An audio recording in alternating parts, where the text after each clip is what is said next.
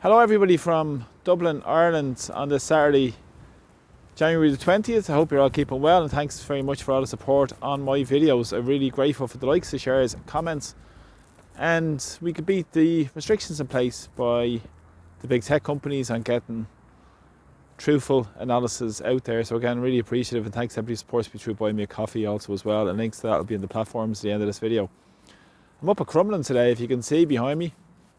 Beautiful church and a sculpture as well, and the sculpture actually dates back to commemorate the game of hurling, which was played by the Fianna on Crumlin Common, which is a beautiful sculpture here.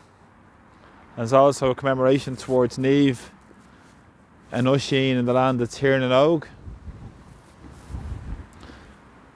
And sculpture was erected in about 30 years ago. It was erected here in Crumlin, which is a hugely significant historical and ancient game of hurling, which is a fantastic field game if you're watching from outside Ireland. And it's a game that's played to tremendous skill as well, which is a huge part of Irish history. And the church behind me as well, while we're here, I might as well speak about it, is St. Mary's, which is at the corner of St. Agnes's and St. Mary's Road here in Crumlin too as well. A church there would date back, actually predates the 12th century, when a Norman manor was built up around this area. This was huge farmlands, countryside, and there was a church and a graveyard there. That church now would date back to the 1800s. I think 1817 it was built, St. Mary's. Beautiful church, fantastic history here in Crumlin village. And the tower dates back to medieval times as well. So it's well worth a visit if you're ever in the area and to notice the historical significance of the sculpture here and St. Mary's too as well. So let's get on with some news from today. I want to speak about a couple of stories today. First story I want to talk about is Leo Varadkar. Leo, who has been over in Davos for a number of days, and with Michael McGrath.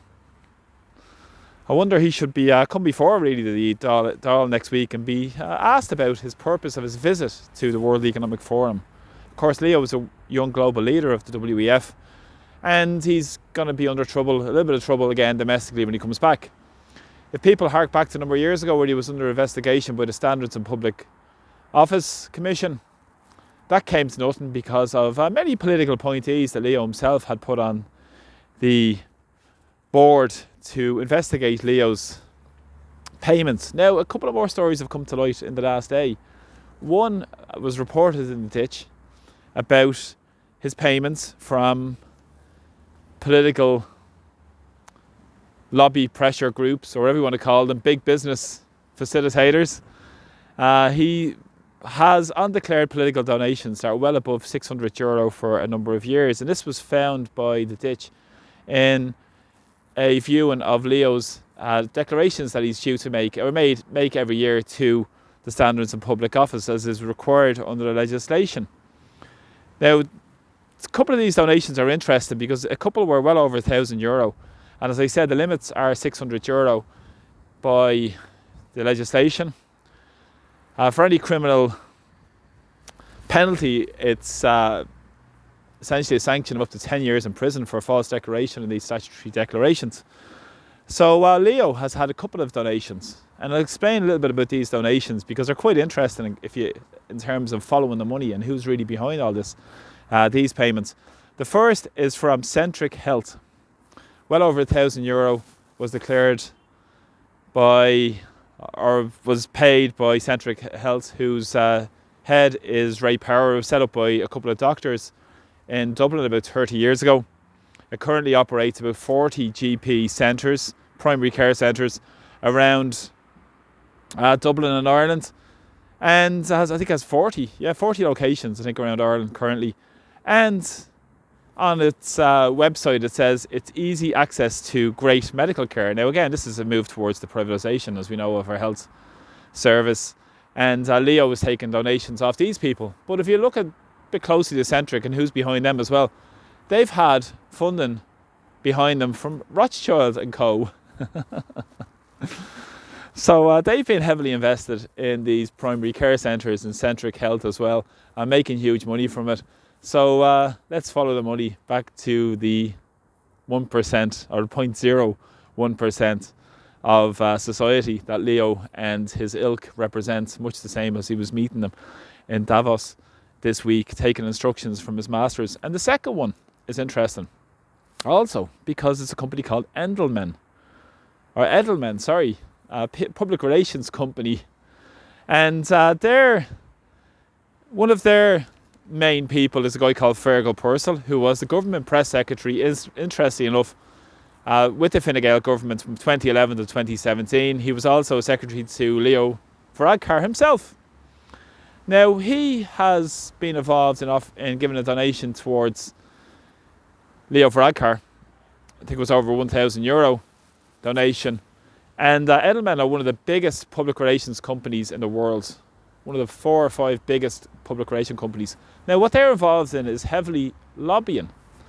And that's how the corruption is endemic in Ireland and across the European Union. You see it in very much of the Western economies as well, in terms of the lobbying and the huge corruption that's going on, and the power that these lobbyists have, work on behalf of big multinational companies, big global companies. And it's interesting to note that Edelman themselves had lobbied on behalf of Airbnb about 4 or 5 months ago. So Airbnb, we know that have absolutely destroyed in a huge extent the Irish rental market. So many entire homes, apartments, houses being let out on short-term letting platforms, unregulated in the vast part, unenforceable legislation that's being pushed through as well, to put it mildly. And we've seen that having huge devastating impacts on communities, on people desperate for accommodation. But again, it profits these big corporations that Leo Varadkar and his policies and the system, the political establishment, fully abide by and support. So it's also got people on the board. I think Jim Glennon, also an ex-Fianna Fáil TD, is on the board of it as well. So it's like a constant merry-go-round where people move into these positions of power with lobbying groups, with pressure groups. We've seen Brian Hayes, for instance, ex-Fine Gael, move into the Bank and Payments Federation organisation. We've seen many more Fine Gaelers move into those positions too as well, and many more of these political appointees, for instance, moving into nice positions of power where they can curry favour off their friends in the corrupt Oireachtas. So it's very important to note that it is a big merry-go-round. It's like a corrupt cronyism is rife in Irish society, top to bottom. And let's see what comes out of this. I'm sure the pressures will come on from below in the next number of days. Let's see what goes with this as well. But there should be really full accountability, full transparency. But we know in Ireland, when does that really happen? Very, very rarely, to be honest, because of lack of accountability. So Varadkar, as I said, has been off taking his orders in the WEF, and he's taken payments from these big corporations who enact their policies, profit from the misery of so many people, and it shows the contempt that he has for Irish democracy, Irish sovereignty, community sovereignty, and Irish independence also as well. Now, it's interesting as well because today is the birthday of Kevin Barry, great Irish patriot who was born in 1902 on this day, 122 years ago today, and was hanged in November 1920, just over 18 years of age, for his part in an attack on the British Army.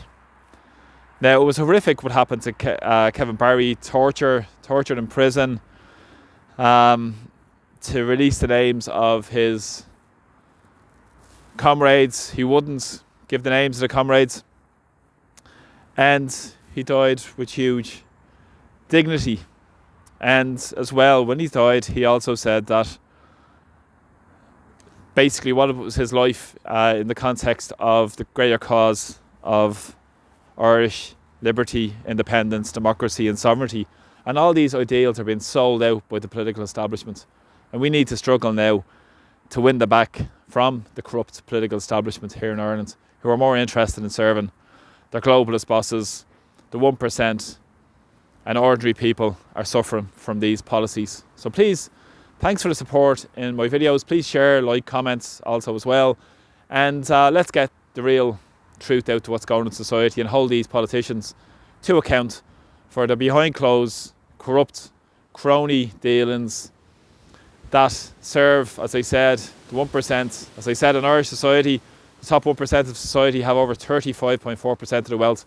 And it was estimated through that report that came out from Oxfam last week that a progressive billionaires and super wealthy tax would accrue €9.2 billion in our society. That would go a long way towards solving our housing disaster we're facing, our health crisis, and many more crises. But this government and the political establishment are more interested in bowing down and serving big businesses through their key lobbyists, as I've outlined in the video so far. So again, from Crumlin on this breezy Saturday, and take care, and I hope you enjoyed a little bit of history about St Mary's behind me, which is a beautiful place, and it's a place well worth visiting or having a look when you come down through Crumlin village, and as well the lovely sculpture here to commemorate the ancient game, a fantastic game of hurling, which is a huge part of our culture, heritage, history, and vitally important that these things are kept for this and future generations, and proudly stand with the people who stood up for Irish independence. Remember Kevin Barry as well today on his birthday, and there's a great statue to him. If you ever get an opportunity to visit Rathvilly, a beautiful, beautiful village in County Carlow, you should make a visit there as well. It's a lovely statue in Rathvilly where his father was from. He had a dairy company down there. He also had a house and he lived there for a period of time when his father passed away in 1908. And he also had a house on Fleet Street as well in Dublin City. It was a townhouse on number 8 Fleet Street. So remember those people today, and we'll stand up in 2024. It's as relevant as well as now to stand up for the independence, community sovereignty, national sovereignty, and our independence, so we can put the needs of ordinary people first, such as the right to a home, health service, education, and a dignified existence in society, rather than the huge inequalities that currently exist because of deliberate political choices. So it doesn't have to be this way. So for all your support, thanks for your support. Like, shares, comments, appreciate it. Press like to my Facebook, YouTube, TikTok, and my X channel as well. So I really appreciate everybody who has. And if you subscribe to my YouTube channel, you get notified when the videos come up. So that's some real news from Ireland and what's really going on today in Irish society. So take care. Talk to you all soon. Bye bye. Slán.